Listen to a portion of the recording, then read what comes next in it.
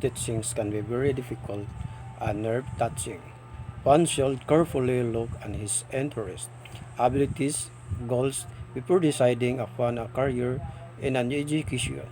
If he finds himself to be stable, interested in continuous study and learning, and capable of seeing beneath the surface of these basic needs of other people, he can discover in teaching extraordinary satisfaction and nobility.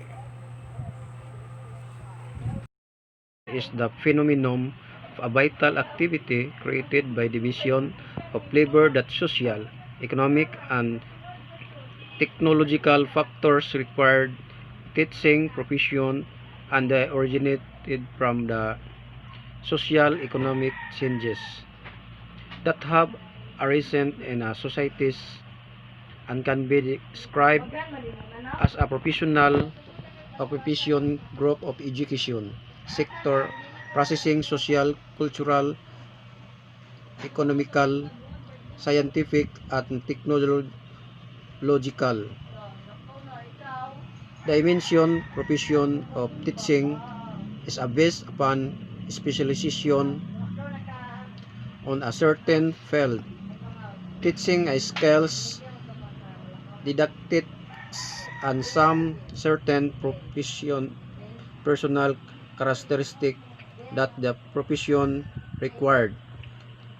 There is a close relation between the fact of the individual who select teaching profession possess the knowledge of subject matter, teacher skills, and subject sabotable personality traits and whatever the mission which is a attribute to the profession successfully failed. When we are talking about teaching, we can use the word profession.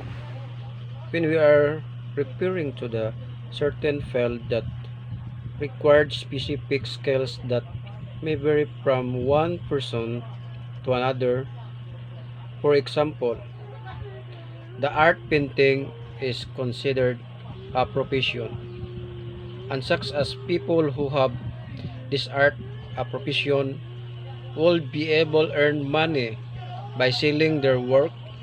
However, most people will find teaching a professional and why interested because it does require any specific skills, just the ability to learn new things and enough to earn a living. Teaching is a profession, and why does anyone start career in teaching is ended positive positing and topic of the make use sit up and take notice although I same as the requirements for the teaching are not that difficult.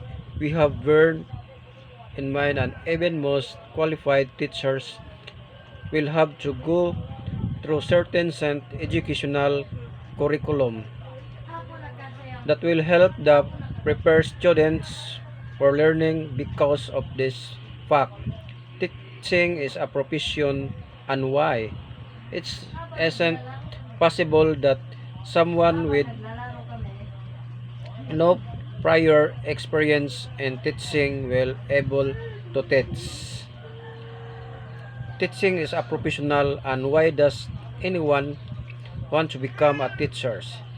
Teaching and profession, and why does anyone want to get into teaching? Will be easier career than most people think. Will anyone be able to teach? There are just some the question that arise that someone is thinking about thinking and look at the teaching and profession, and why you're still not convinced that teaching is a profession and why is a good for you, that maybe you should take a closer look at it. Of course, it is every school need teachers. Every college, university needs professors. Teachers is a definitely profession because without getting higher education in teaching, one cannot become a teacher. People must have at least a bachelor degree of education if they want to become a teacher. It's not something everyone can do. I think teachers deserve respect from others because they are put so much effort into teaching students. I have respect for teachers because of them. I become what I always wanted to be, achieve whatever dream.